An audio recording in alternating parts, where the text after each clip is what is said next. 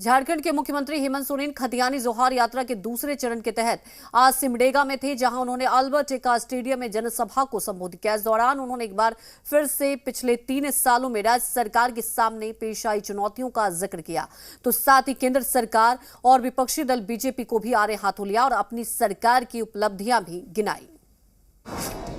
सिमडेगा पहुंची सरकार की यात्रा, आम लोगों से सरकार का संवाद, अधिकारियों से भी लेंगे जवाब। मुख्यमंत्री हेमंत सोरेन की खतियानी जोहार यात्रा सिमडेगा पहुंची, जहां उन्होंने अल्बर्ट एक्का स्टेडियम में आम लोगों को संबोधित किया। इस दौरान मुख्यमंत्री ने झारखंड राज्य को हासिल करने के संघर्ष और आज की चुनौतियों का जिक्र किया। साथ ही मुख्यमंत्री हेमंत सोरेन ने एक बार फिर कोरोना काल की दिक्कतों की चर्चा करते हुए बताया कि कैसे सरकार ने सभी चुनौतियों का ये जनाब फूल की खेती करके 1 एकड़ में 1 साल के 30 लाख तक कमा रहे हैं। आपको भी ये करना है तो फ्रीडम ऐप को अब भी डाउनलोड कीजिए। सामना किया।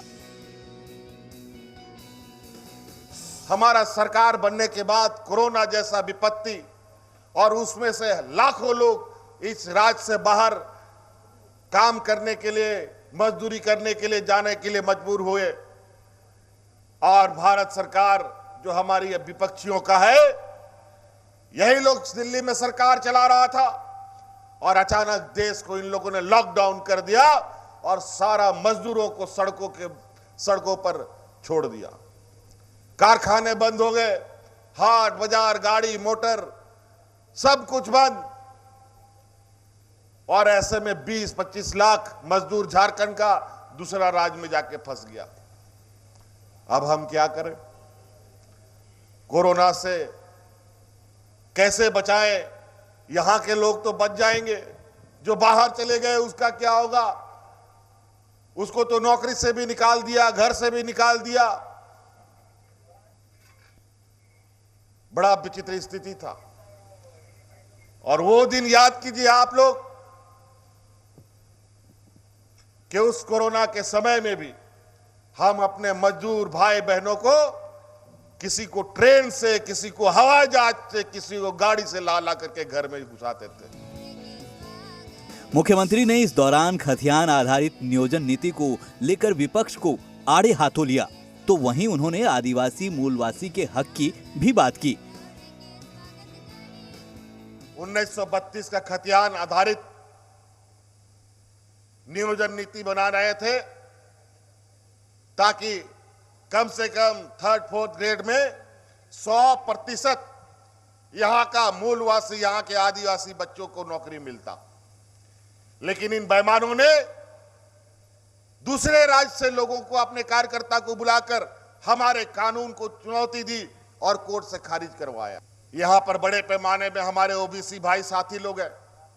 जब राज्य अलग हुआ था तो उस समय यहां पर ओबीसीओं को 27% आरक्षण मिलता था, लेकिन इन्हीं की सरकार ने, इन्हीं के मुख्यमंत्री ने उन ओबीसीओं का 27% का आरक्षण घटा करके 14% कर दिया। मार बेचारे ओबीसी के सदस्य भी सड़कों पर हमेशा आंदोलन करते रहते थे, लेकिन कभी 20 साल में इन लोगों ने निर्णय नहीं लिया। लेकिन आज यहां का मूलवासी आदिवासी सरकार ने ओबीसी को 27% का आरक्षण देने का भी निर्णय लिया।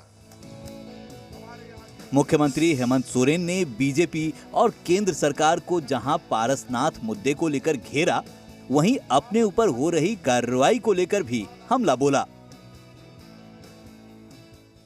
ये लोग बहुत सुनियोजित तरीके से यहां पर भी, हमारे यहां गिरिडीह जिला में जैन धर्मों के तीर्थस्थल को लेकर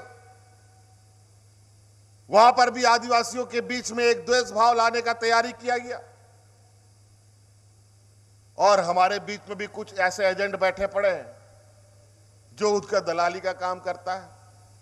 और आपको हम बता दें, बहुत आने वाला समय में यहां के मूलवासी आदिवासियों के लिए एक चुनौती भरा दिन आने जा रहा है।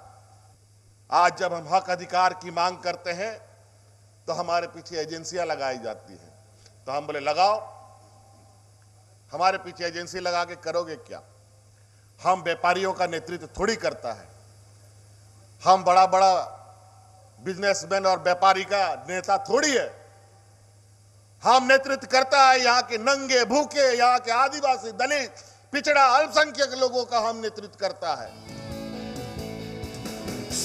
मुख्यमंत्री ने सिमडेगा और गुमला में खेल के माहौल को जीवित रखने और खिलाड़ियों को प्रोत्साहित करने के कदमों का भी जिक्र किया। आज पहली बार यहाँ पर हमारी जो बच्चियां हैं, हमारा सिमडेगा, गुमला, खूंटी, ये सब क्षेत्र में खेल का बहुत ज्यादा उत्साह बच्चियों के अंदर है। पहली बार बच्चियों को, जो हमारे खिलाड़ी बच्ची है, जो सबसे बेहतर देश विदेश में जाके प्रदर्शन कर रही है, इंडियन टीम में एक टीम में 6-6, 7-7 बच्चियां झारखंड की होती है। आज उन सब बच्चियों को सीधा सरकारी नौकरी देने का कानून भी हम बनाते हैं। बता दें कि खथियानी जोहार यात्रा के दूसरे चरण में मुख्यमंत्री हेमंत सोरेन अब 24 जनवरी को चाईबासा, 30 जनवरी को सरायकेला खरसावां और 31 जनवरी को जमशेदपुर में कार्यक्रम करेंगे। वहीं खथियानी जोहार यात्रा का तीसरा चरण फरवरी और चौथा चरण मार्च महीने में आयोजित किया जाएगा। कामरान, जी मीडिया, सिमडेगा। ये जनाब फूल की खेती करके 1 एकड़ में 1 साल के 30 लाख तक कमा रहे हैं। आपको भी ये करना है तो फ्रीडम ऐप को अब भी डाउनलोड कीजिए।